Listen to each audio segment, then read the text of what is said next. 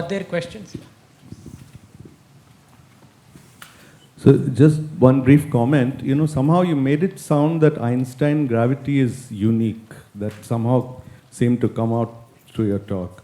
Yes. But actually, there's no reason not to add higher derivative corrections to it, consistent with all the physics principles he had.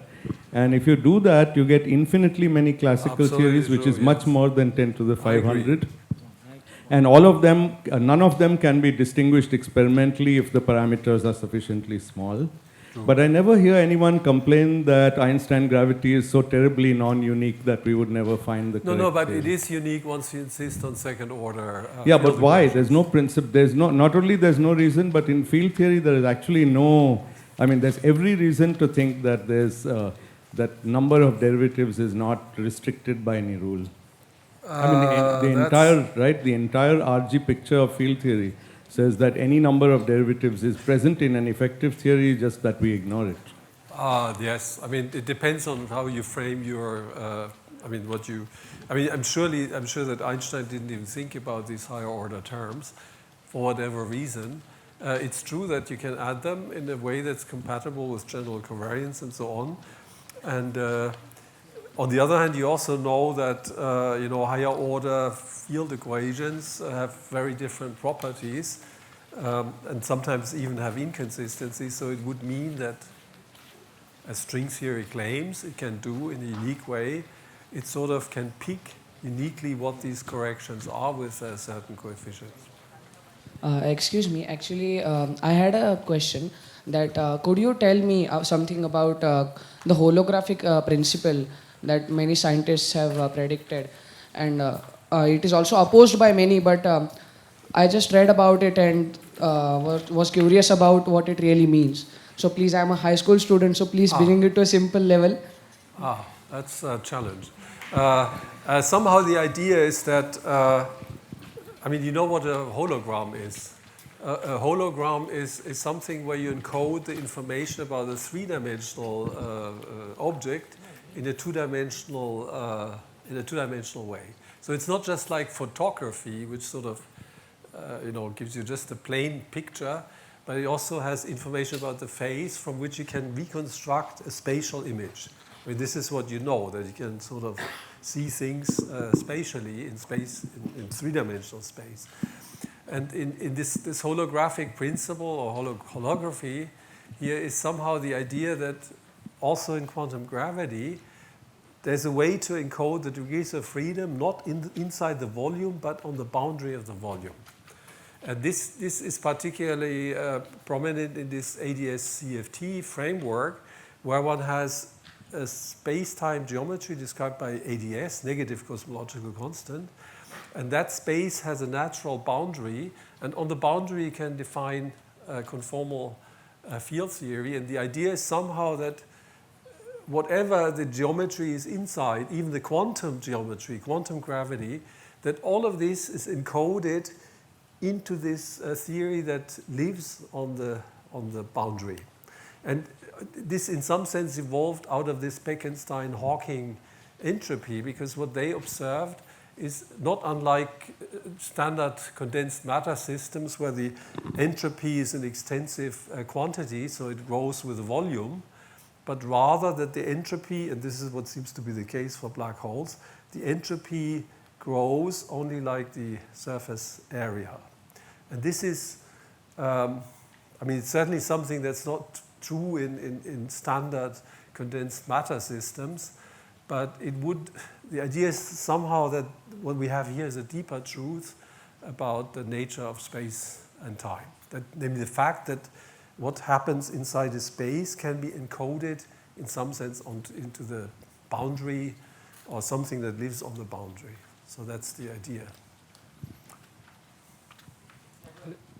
Hello, sir. In the loop quantum gravity approach, you mentioned that that we consider the space to be granular. Yes. But not space-time. So how not space-time, but in some sense there's also this covariant version of loop quantum gravity. It's called spin foam quantum gravity. And there you have these structures in in space-time, not just in space. Yes, sir. But how do we consider the expansion of the universe in that sense? What? Can you speak up a little bit? How do we consider the expansion of the universe? Well, that's a question that is very difficult to answer because this is entirely quantum in their view. It's entirely quantum. And then the question is, of course, and that's the unsolved problem, out of this quantum thing, this spin form or spin network, how do I get something that looks at large distances like a smooth manifold, like a continuum? And this is the question you have to answer first. And only after you have answered that question, could I give an answer to your question, how to describe the expansion of the universe, how do I describe classical space-time, and so on. So that's, in some sense, loop quantum gravity is too quantum. They cannot make the transition to a classical world. Yeah, so I just wanted to ask you about the singularity resolution which loop quantum gravity people claim in symmetry-reduced models. In symmetry-reduced models, yes. So what do you think about that? Well, that's the idea. The thing is that the loop quantum cosmology is not. It's not what they do is not take the full theory and then perform this reduction, but rather they start from the mini superspace, already the reduced thing, which only has finitely many degrees of freedom, and then they apply the loop quantum gravity quantization methods. Now, you would think an obvious objection to this would be, at least in quantum mechanics, just changing variables will not change. There's this Stone-van Neumann uniqueness theorem, but they escaped this, and it was on my transparencies. Let me see, because this is something I skipped over. You see, it's here. It's this. They have to adopt a very funny rule for the quantum mechanics because, and this is most easily explained. If you think about position eigenstates, this is the way what you would write for a scalar product of two position eigenstates. But instead, what they have is this rule. It's 1 if they're exactly the same points, and if they differ by 10 to the minus 1,000 the Planck length, it's 0. And this leads to what's called a non-separable Hilbert space, in which you lose weak continuity, all the things you like, you know and love, and you have to give this up. And because in this case, this Stone-van Neumann theorem no longer applies. So that's why they say it's different. And in this one-dimensional context, yes, you can argue that you can describe something like a collapsing universe that then re-expands. And in this collapse transition, it doesn't go to collapse all the way to 0, but there's finite extension. It's like quantum mechanics that smears over the singularity. But it's far from realizing the full theory, because the full theory, they don't even know how to describe a classical space-time. So I'm not a scientist so much, but I'm more of a software developer. Yeah. So I had a question about what you said, that the present state of the field is everybody is just doing busy work more than having some flash of creativity. Some flash of creativity. Yeah. I wouldn't say it's lack of creativity. It has to be the right creativity. Yeah, correct. The right creativity. Yes. So my question was that, yes, of course that, but two other emerging,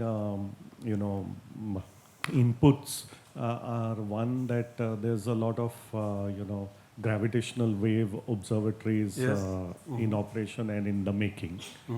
And two, there's a lot of computational power that is becoming available to individual scientists like never before. Yes, right. So, as against the right creativity, what do you think are the potentials of, higher and higher computation power in the hands of? Yes, that's a good question. The problem is that the problem is not really one, or not only one, of computational power. It's the question of having the right concepts. And if you don't have the right concepts and basic ingredients, you can calculate as much as you like. It's like in classical mechanics, I guess, one of the big problems was the so-called n-body problem. For many years, people tried to generalize the Newtonian solution of two-body mechanics to 3 bodies, 4 bodies. And so for many years in the 19th century, this was considered to be a real challenge. But then physics moved in a completely different. You wouldn't have been able to solve all kinds of problems, even if somebody gave you the most powerful computer on earth that would allow you to treat the 27-body problem to arbitrary precision. That wouldn't help you with other problems, because we know the world is quantum mechanics, and this conceptual setup, the conceptual framework is completely different.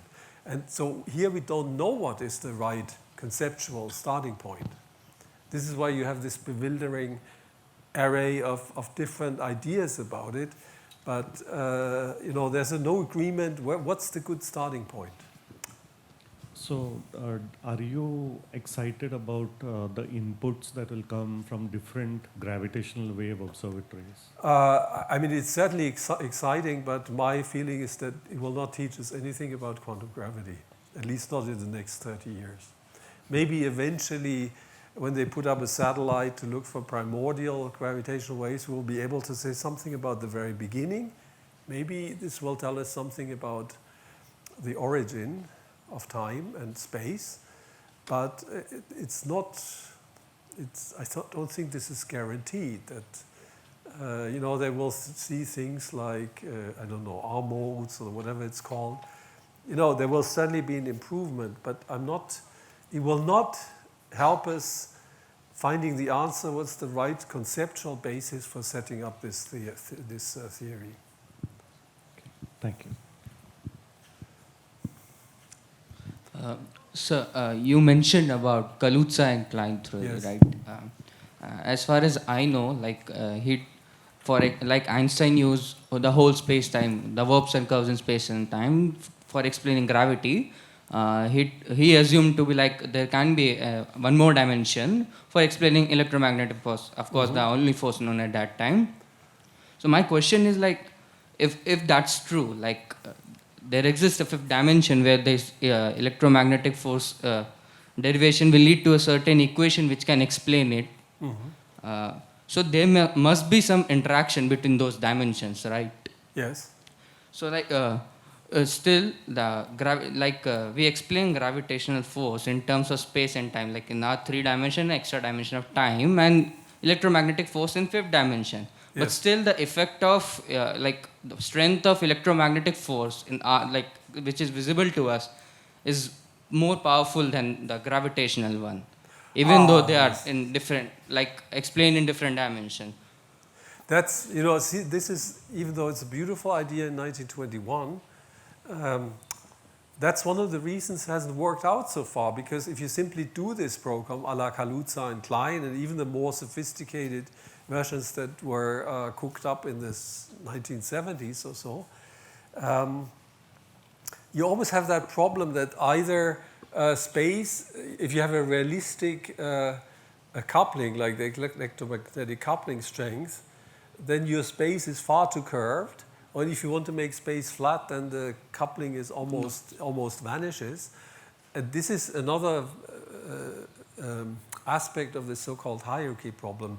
It's very difficult, even with much more sophisticated Kaluza-Klein Ansätze, to reconcile the smallness of the gravitational force with the strength of the electromagnetic force, because the natural thing, as you said, if you come from 5 dimensions, you would expect electromagnetic force to be equally strong with the gravitational force.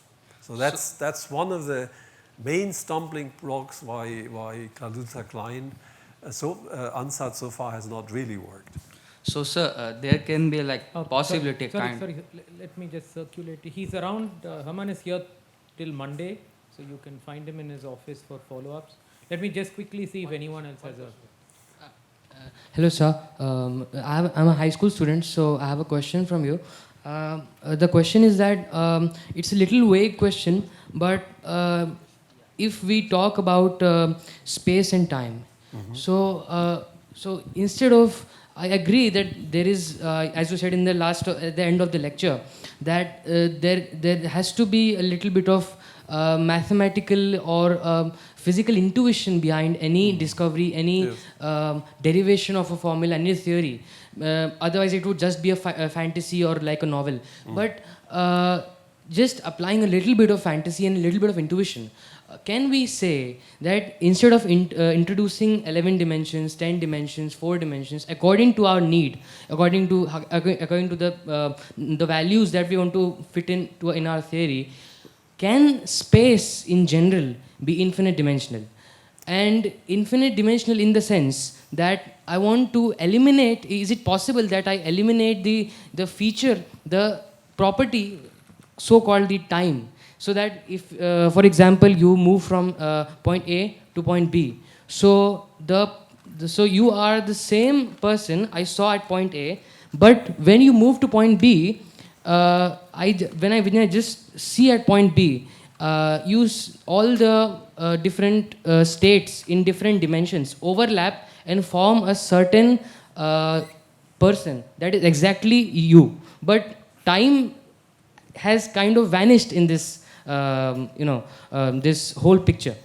So that would, I think, kind of, no, I'm not sure, but that would kind of help us in creating a infinite dimensional vector space. And we could use mathematics that we have already developed in infinite dimensional vector spaces and answer the unanswered questions of space and time, the structure of space and time, and so on. So there are several questions here, not just one. Yes, several ideas that sorry I for see. that. But the initial question was whether space and time can be infinite dimensional. Yeah. Well, actually there are attempts also to start with an infinite dimensional space-time. Well, this is related to something called E11 in particular. Then you would have, of course, when you start like this, you will have an even harder problem than Kaluza and Klein, because you will have to cut down the infinitely many dimensions precisely to the 4 that we know and that we see. So that seems an even crazier starting point than what I showed you here. You should also keep in mind the 10 and 11, they're not just random numbers that come why not 13 or 17 or so? No, these numbers come exactly out of the mathematical analysis that goes with supersymmetry, and it is this framework that tells you that you cannot go beyond 11 dimensions. The other question I somehow discerned in what you said is the questions whether there can be more than one time direction. That's also something people have thought about 2-time physics, 3-time physics, and so on. That's a valid question. But that nobody has really although people have put forward such ideas, nobody has again been able to explain in such a scheme why, at the end of the day, we just have one time direction. So why is it that there's only one time and only 3 space directions that remains unanswered? Yes, because we don't know where to start. Of course, you're free to start it with infinitely many dimensions, but then the burden is on you to show that this, by some well-defined mathematical process, explains what we see. So that's the challenge. So, is there any way to get singularity only in space, not in time, or vice versa? Get what similar? A singularity in space, not in time, in space-time geometry. Can we get singularity only in space, not in time? You mean just at a given point in time? Okay. So I mean, if you think about the black hole singularity, Yes. it's a singularity at a spatial point, but it's there for all time. So it's more like a line, if you like. Of course, in Einstein's theory, I mean, we really don't. I don't think I think it's fair to say we really don't understand singularities in their most general form. You know, you have these equations, and things may become singular on lines or maybe even hypersurfaces.